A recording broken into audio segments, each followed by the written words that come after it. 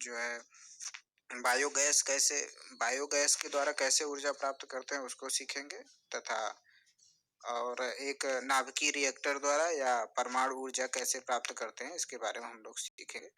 तो यह इस चैप्टर का लास्ट टॉपिक दोनों है। तो ऊर्जा किन किन चीज़ों से प्राप्त होती है ये लगभग हमने आपको बता दिया।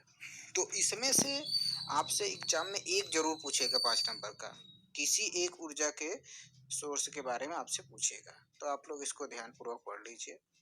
तो आइए देखते हैं हमारा सबसे पहला टॉपिक परमाणु ऊर्जा है ना। परमाणु ऊर्जा क्या होती है, ये कैसे उत्पन्न होती है ना।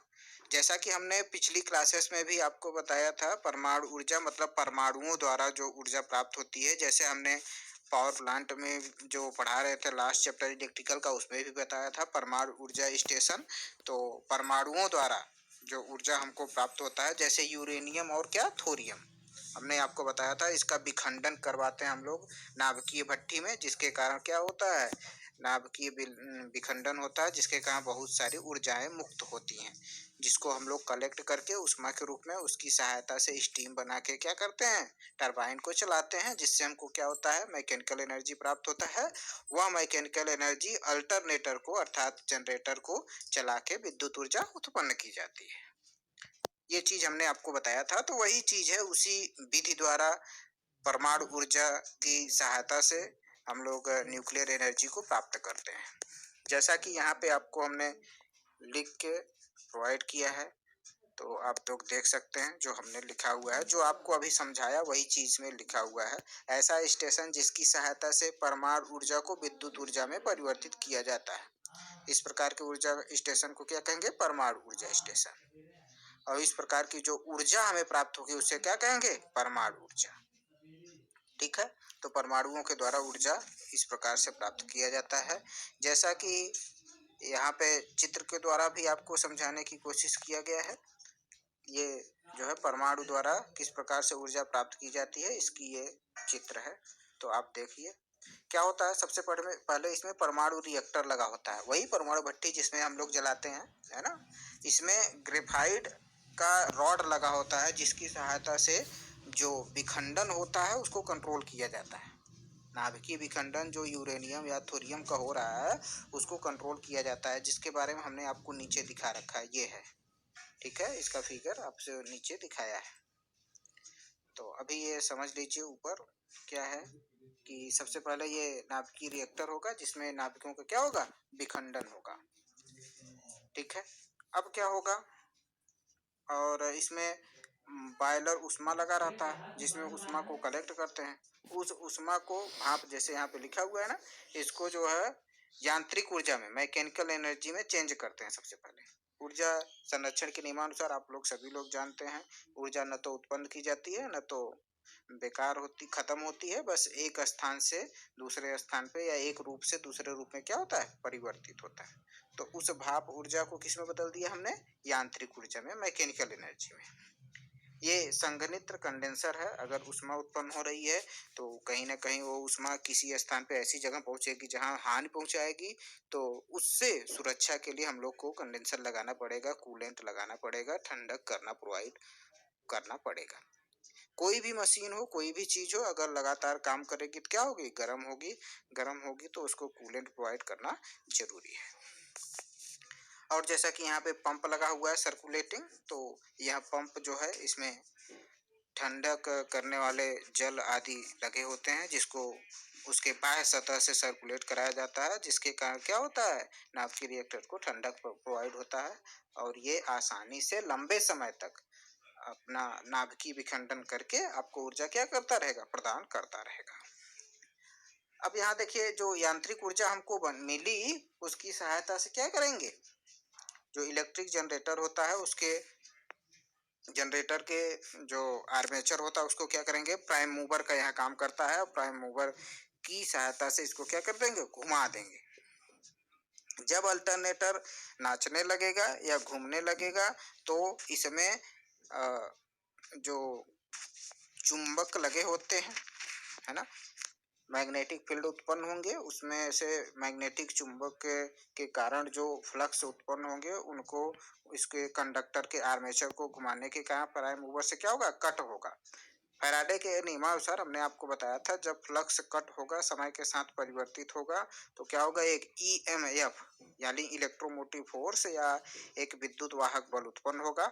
उस विद्युत वाहक बल के कारण उसमें जो इलेक्ट्रॉन रहते हैं वो लोग चलायमान हो जाते हैं, क्योंकि जो वोल्टेज होता है एक प्रकार का, आप लोग सभी लोग जानते हैं, प्रेशर होता है जो कि इलेक्ट्रॉन को चलने में सहायता प्रदान करता है। तो जैसे ही इलेक्ट्रॉन चलेगा तो उसके विपरीत दिशा में विद्युत धारा उत्पन्न हो जाएगी। तो विद्युत धारा और वोल्टेज आ गई तो विद्युत शक्ति हो गई, है ना, P इक्वल टू VI से। तो विद्युत शक्ति आपको लगातार इस प्रकार से प्राप्त होती रहेगी, है ना। आप लोग ज्यादा लिखावट पे या इस प्रकार के नोट्स पे न जाएं, आप लोग बातों को समझें, मेरे बातों को समझ के उसी लैंग्वेज में अपने भाषा में जो चीज मैं बता रहा हूँ वो चीज लिख देना है, ठीक है। आपको फिगर याद कर लेना है और जो चीज मैं समझा रहा हूँ वही चीज लिख देना है, ठीक है। तो ये इसमें जो परमाणु रिएक्टर जो लगा रहता है, जो कि नाभिकीय विखंडन की अपक्रिया को कंट्रोल करने का काम करता है, वो क्या होता है इसके बारे में आप लोग देख लीजिए, है ना। तो इसमें क्या लगा रहता है, देखिए नियंत्रण छड़ लगा होता है ये। इससे क्या होता है कि जब जो नाभिकीय विखंडन होता है उसके विखंडन की क्रिया को कंट्रोल किया जाता है ना।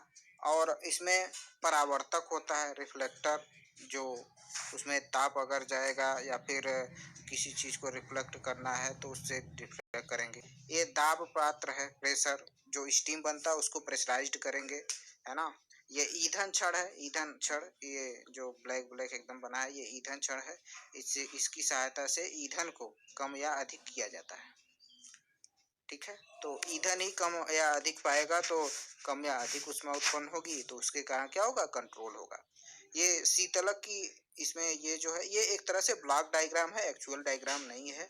तो इसमें शीतलक भी लगा होता है जो कूलिंग करने का काम करता है। ये हीट एक्सचेंजर है, हीट को कम बेसी करने के लिए, चेंज करने के लिए काम करता है, जैसा कि यहाँ पे सारी चीजों को लिखा गया है। इसमें परमाणु भट्ठी में परमाणु के विखंडन की क्रिया को नियंत्रित किया जाता है, जैसा कि यहाँ पे लिख रखा है। तो आप लोग इसको देख लीजिए, लिखा हुआ है सब कुछ, आप पढ़ लीजिए। जो मैं समझाया वो चीज अगर आप समझ लिए तो आप अपनी भाषा में भी इसको क्या कर सकते हैं, लिख सकते हैं, कोई दिक्कत नहीं है, ठीक है। तो सीधी सीधी बात है, हमने परमाणु ऊर्जा संयंत्र के बारे में पढ़ा। तो परमाणु ऊर्जा संयंत्र क्या होता है, वह ऊर्जा संयंत्र जिसके द्वारा परमाणुओं के द्वारा विखंडन करा के जो एनर्जी हम लोग प्राप्त करते हैं, जिससे हम लोग विद्युत ऊर्जा में परिवर्तित करते हैं, इस प्रकार की ऊर्जा को ही परमाणु ऊर्जा कहते हैं। वह किस प्रकार से प्राप्त होती है ये आपको समझाया गया है, तो आप लोग इसको ध्यानपूर्वक समझ लीजिए। परमाणुओं का इसमें विखंडन कराएंगे परमाणु रिएक्टर में, और वह ऊष्मा जो उससे उत्पन्न होगी, शक्ति जो उस पर उत्पन्न होगी, कलेक्ट करेंगे, और उसकी सहायता से उसको किसमें, स्टीम को मैकेनिकल एनर्जी में चेंज करेंगे, और उस मैकेनिकल एनर्जी से क्या करेंगे, इलेक्ट्रिक जनरेटर को घुमाएंगे, जिसके कारण फ्लक्स कट होगा और फैराडे के नियमानुसार क्या होगा, विद्युत ऊर्जा उत्पन्न होगी। बस सिंपल है, तो आप लोग इसको समझ लीजिए, ठीक है। और वही परमाणु रिएक्टर जो मुख्य भाग होता है उसी के बारे में फिर यहाँ पे विस्तार पूर्वक आपको समझा दिया गया है। तो आप लोग आराम से इसको एग्जाम में बड़े बड़े फिगर बना के साफ साफ एकदम आराम से समझा दीजिएगा। जो हम समझाएं वही चीज अपनी भाषा में क्या कर देना है, लिख देना है, ठीक है। इसी क्रम में अगर हम लोग आगे बढ़ते हैं तो इसमें लास्ट टॉपिक हमारा है जैव ऊर्जा स्रोत, मतलब बायोमास एनर्जी। बायोमास एनर्जी के बारे में आप लोग भी सुने होंगे, है ना। बायोमास एनर्जी का मतलब है जो हमारे वृक्षों आदि पेड़ों पौधों के सड़ने गलने के कारण अगर हम लोग उसको उससे ऊर्जा प्राप्त करते हैं तो इस प्रकार की ऊर्जा क्या कहलाती है, बायोमास ऊर्जा। बायोमास एनर्जी के बारे में आप लोग के गांव में पहले आपने देखा होगा कि गोबर की सहायता से, है ना, जो गैया भैंसिया का गोबर होता था उसको जो है कलेक्ट करके गोबर गैस आप लोग सुने होंगे, गोबर गैस की सहायता से ऊर्जा बनाया जाता था, जिससे विद्युत ऊर्जा भी बनता था, जिससे खाना भी बनता था। आप लोग सुने होंगे, देखे होंगे अपने गांव में अगल बगल। ठीक है, तो इस प्रकार से जो ऊर्जा हमें प्राप्त होती है, जैसे वृक्षों से, है ना, वृक्ष से, झाड़ियों से, चावल से आदि से जो हमको ऊर्जा प्राप्त होती है, भूसी से, खोल से, गन्ने की जूट से, है ना, खोई से, पुआल से, इन सब से, गोबर से, पेड़ों से की छाल से, लकड़ी आदि से, बुरादे से, लकड़ी के, इन सब से जो हमें ऊर्जा प्राप्त होती है, इस प्रकार की ऊर्जा को ही क्या कहते हैं? Biomass energy. ठीक है, तो इसका सबसे बड़ा एग्जाम्पल वही है। अब बायोमास ऊर्जा क्या होती है, तो आप सीधा सीधा कहिए कि वह ऊर्जा जो, ये देखिए, थलीय बायोमास, जैसे वृक्ष, झाड़ी, चावल की भूसी, मूंगफली का छिलका, नारियल की खोल, है ना, जूट, पेड़ों की छाल आदि से हमें प्राप्त होती है। इस प्रकार की ऊर्जा को ही क्या कहते हैं? बायोमास ऊर्जा। ठीक है, तो इस प्रकार की ऊर्जा का सबसे बड़ा एग्जाम्पल यही गोबर गैस का है ना, जैसा कि यहाँ पे आपको फिगर भी दिखाया गया है, बायोमास गैस प्लांट, है ना, बायोमास गैस प्लांट आपको दिखाया गया है। तो इसमें क्या होता है? बायोगैस प्लांट है ये। आप इसमें साफ साफ देख सकते हो क्या होता है कि यहाँ पे गोबर ओबर या फिर बायोमास जो भी चीजें हैं कलेक्ट करेंगे, और उसको फिर क्या करेंगे?